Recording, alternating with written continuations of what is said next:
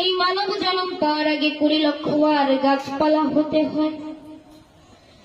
আম জাম জামরুল কত গাছ হয়েছি, মুক্তি পেলাম কবে জানো, যেদিন এই তুলসী বৃক্ষ রূপে আমার জন্ম হলো।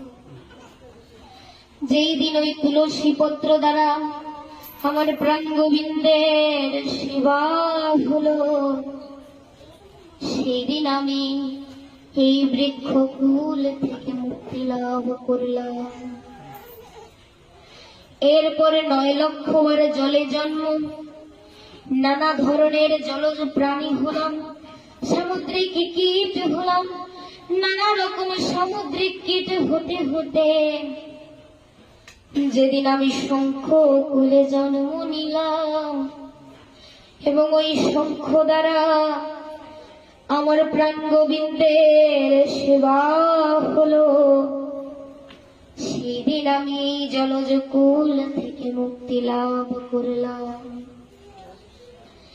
এরপরে 11 লক্ষ বার নানা ধরনের কীট পতঙ্গ হতে হয়, নানা ধরনের কীট পতঙ্গ হতে হতে যেদিন আমি মধু করে, যেদিন মৌমাছি রূপে ফুলের মধু সংগ্রহ করে চাকে ভরে দিলাম এবং সেই মধু দিয়ে আমার প্রাণ গোবিন্দের সেবা হলো, সেদিন আমি এই কীট পতঙ্গ কুল থেকে মুক্তি লাভ করলাম।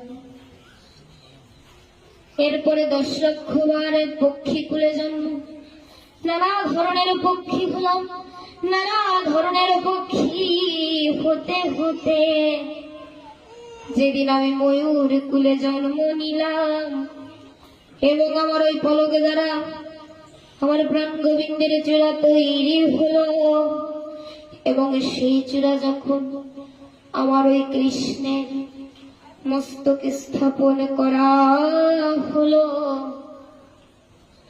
সেদিন আমি এই পক্ষী কুল থেকে মুক্তি লাভ করলাম।